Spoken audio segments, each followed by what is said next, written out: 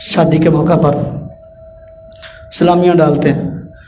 पंजाबी इस्तिलाह ना, जब वो बच्चे को रुखसत करते हैं उससे पहले ही जो है ना वो लड़की लड़के को इकट्ठा बिठा देते हैं। ये भी मुसीबत है, इससे बचें।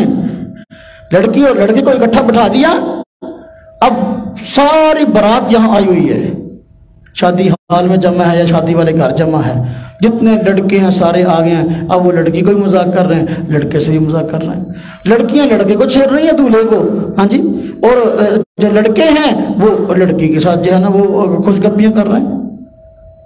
और बीवी तो वो उसकी है जो साथ बैठा है, तो बाकी को क्या जरूरत है अंदर आने की? अगर सलामी डालने को मसला भी है, हालांकि मसला ही कोई नहीं है ना जी, सलामी डालने को मसला नहीं है, लेकिन सारी की सारी औरतें इकट्ठी हो जाती हैं। अब उसी शादी के मौके पर पता नहीं कितने लोग जो है ना, अल्लाह माफ फरमाए, एक दूसरे से नाजायज नंबर ले लेते हैं, लड़कियां लड़कों से, लड़के लड़कियों से, और जो है ना यही इकट्ठा होना ये बहुत बड़े फसाद का जरिया बन जाता है, बस औकात, और बस औकात तलाकों का जरिया बन जाता है। शादीशुदा औरतें गैर शादीशुदा मर्दों के नंबर इस मौके पर ले रही होती, जब सब लोग इकट्ठे हैं, आंख में टक्का कर लिया, अब जो है नंबर दे दिया, नंबर ले लिया, अब अपना ब्याही हुई है, खामद के साथ रह रही है, लेकिन मोहब्बत जो है ना किसी और से।